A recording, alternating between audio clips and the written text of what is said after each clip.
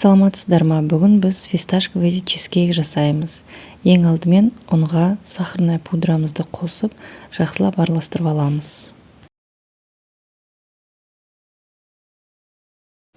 Морозильниктен алынған майымызды ұнға аунатып отырып, теркадан өткіземіз.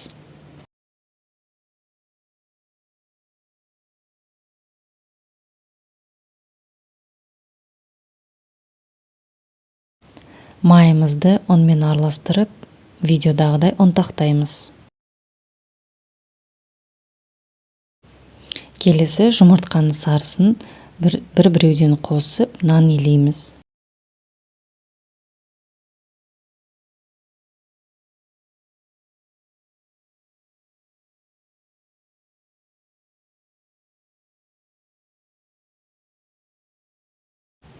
Илеген нанымыз қолға жабыспайтын, өте жұмсақ болып шығу керек.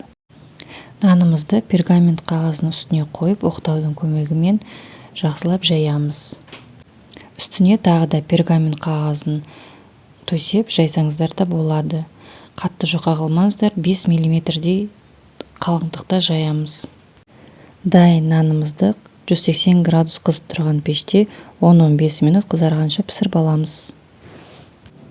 Дайын болған тестаны ыдысқа сындырып салып, видеодағыдай ұнтақтаймыз.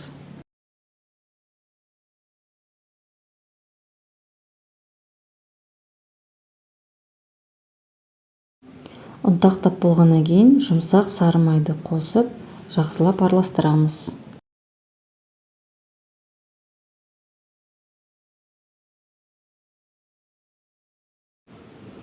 Формочкаға пергамент қағазын төсеп, тестамызды салып, бортик жасап, жақсылап басып шығамыз. Менің формочкамның диаметрі 20 см.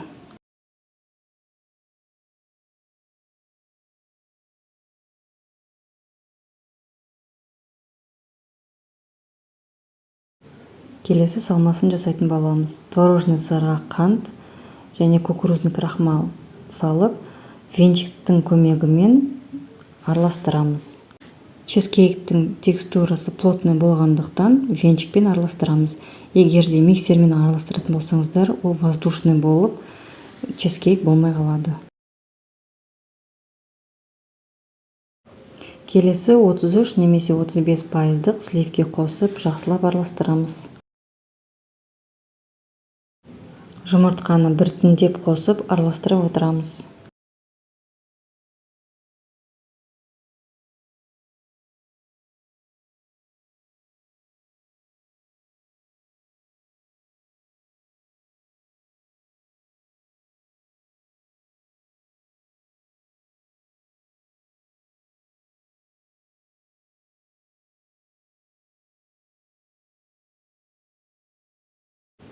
Енді фисташковый пастамызды қосып, жақсылап араластырамыз.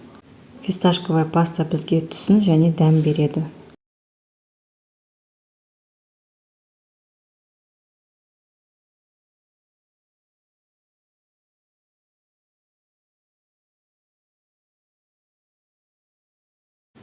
Дайын болған салмамызды тестаның үстіне құйып, біркелкетіп, жайып шығамыз.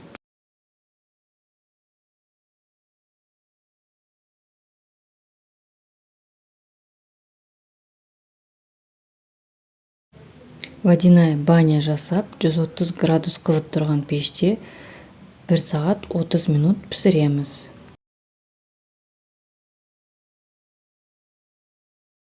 Дайын болған чизкейкті формада суытып, 12 сағатқа холодильникке қойып қойыңыздар. Өз қалауларыңызша әрлеуге болады. Ас болсын!